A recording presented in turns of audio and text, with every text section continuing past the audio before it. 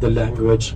Scandinavian countries were more together with stick to them because of the history we have here, because of that Hanseatic area that used to be the Baltic area, Hanseatic trade, you know, that's the Baltic area, used to be the Baltic area, like Russia, Scandinavia and so on. If I would speak our language we speak here, like Lower German language called Plattdeutsch, and the Bavarian guy would be speaking his language, we wouldn't understand each other. There's one country but we would hardly understand. Yeah.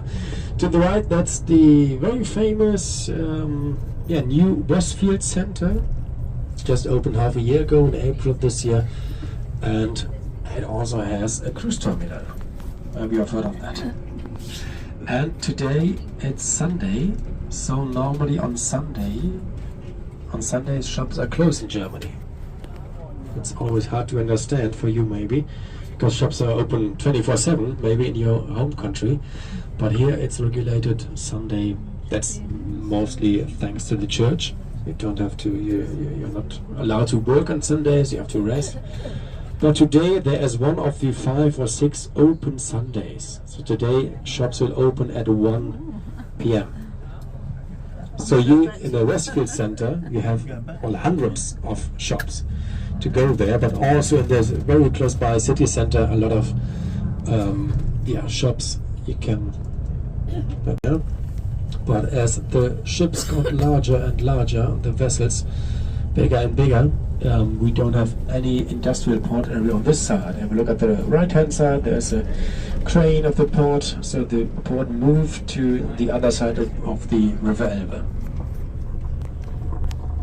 Because of the invention and the development of the container logistics, we don't need this part anymore as a part for the port. So like 25 years ago we started to construct some buildings here. University on the right hand side, Hafen City Universität, Hafen City University.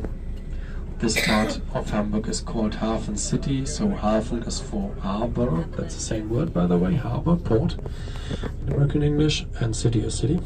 We love English words here in our language.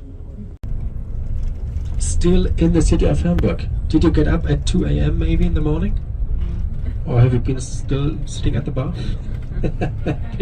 So then you could have seen the entrance of the River Elbe. That's like 100 kilometers from here. So the big ships, they need like 4, 5, 6, 8 hours, depends on the tide we have here, the tide, you know. There's a cruise ship here on the right hand side, very good MSc Poesie. And the port still here in the city center. The old port used to be here on the left hand side, for example. You see the old trains? That's quite ridiculous from today's point of view, you know, because the modern cranes, they're like more than 100 meters high. So.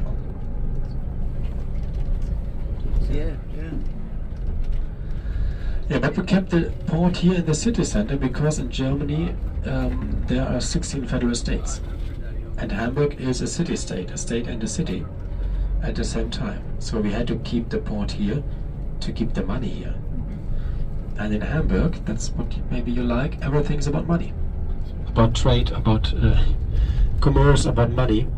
That's why we had to keep the port here. If you would, if the port would have moved to the coast of the North Sea, that would be another federal state of Germany. Inside elementary school, they have the schoolyard on the rooftop to save some space.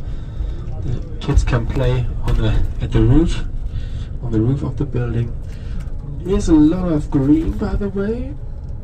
Have a look at the left hand side, the green facade here of that living house. But not only living house, the idea of the Hafen City is to bring back together the functions. There are some monofunctional quarters we built in the 60s and 70s especially, where there's only living. Living, like going out and working, and so on, bring that together. Yeah, the Elbe River at the right hand side comes from Czech Republic, like 1,000 kilometers in front of us. I built so go kleiner Gasburg, like 5,000-6,000 apartments. All in all, we have almost 2 million people living in Hamburg. And that's enough to be the second largest city in Germany. Berlin, they have about 4 million, are still developing into living space. It's a new quarter.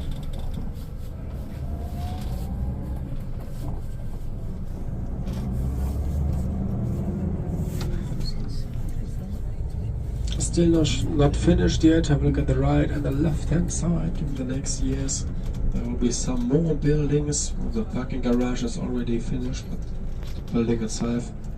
We're living here one day and more than 40,000 people should work here in the Hafen city. Now we are a growing city, 2 million people in Hamburg, and the metropolitan area of Hamburg, that's like 5 million people living. Depends on where you come from, that's a small village, yeah. But Hamburg is said to be a very provincial city, anyhow. So it's not the large city as you maybe think of as the second largest city, but in some parts very provincial, by the way. Very calm, very relaxed. The largest wooden building in Germany. And in front of us, this is why Hamburg is a provincial city, we don't have any high buildings. Like 5-6 floors on the left hand side, that's all. We don't build higher. And especially in the old town, you see the main churches in front of us and the TV tower, television tower. And the staples of the main churches should always dominate the city silhouette. So we are not able to change anything in that silhouette. Still the churches determining our city at the end.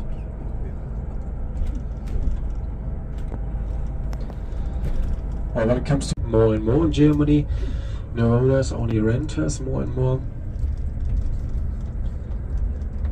And living here is very expensive.